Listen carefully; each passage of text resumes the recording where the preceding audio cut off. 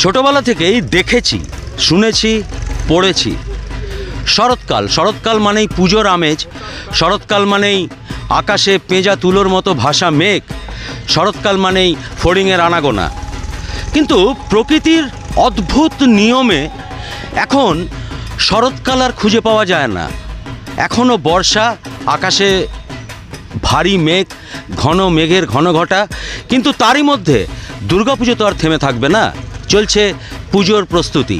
আর সেই পুজোর প্রস্তুতির প্রাক কভারেজেই আমরা 99 নিউজ বাংলার পক্ষ থেকে এই মুহূর্তে রয়েছি দুর্গাপুরের অন্যতম সেরা একটি পুজো, সৃজন সার্বজনীন দুর্গাপুজো কমিটি, সেই মণ্ডপের সামনেই দাঁড়িয়ে রয়েছি। এবং আমরা যেমনটা দেখছি যে একেবারে শেষ মুহূর্তের ছোঁয়া চলছে এখানে, এবং সেই প্রস্তুতি পর্ব চলছে।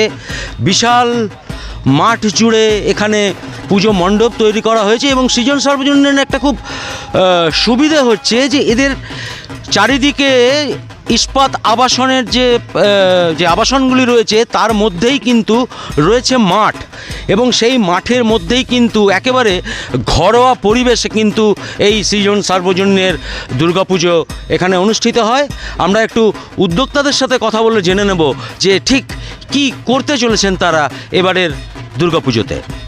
একদিকে বর্ষা, বৃষ্টি, তারই মধ্যে চলছে পুজোর প্রস্তুতি। কেমন চলছে প্রস্তুতি আপনাদের? না, আমাদের প্রস্তুতি যাই মেঘ হোক আর যাই বর্ষা হোক, আমাদের কিন্তু যে ডেকোররা যে কর্মীরা আছে ওরা কিন্তু এই বর্ষাকে পরোয়া করে আমাদের কাজটা শুরু করে দিয়েছে। ওরা সব কাজ চলছে আমাদের খুব ভালোই। থিম এবারে আমাদের শান্তি কামনা করে বুদ্ধদেবের মূর্তি নিয়ে বুদ্ধদেবকে সামনে রেখে আমাদের একটা থিম তৈরি করা হয়েছে।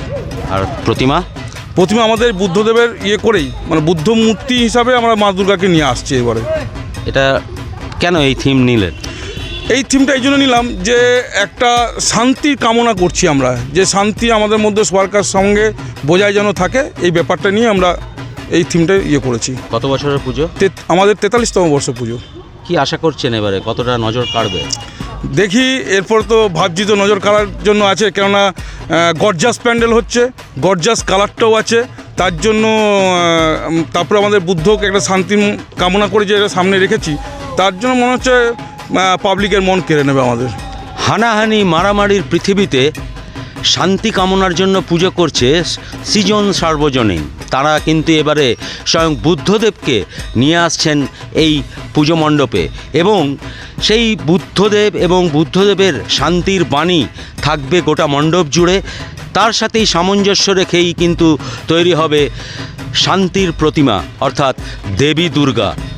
তাহলে কেমন হবে এই শান্তির প্রতিমা এবং সৃজন সার্বজনীনের দুর্গোৎসব, তা দেখতে কিন্তু আপনাদের আসতেই হবে এই দুর্গাপুজোর মণ্ডপে।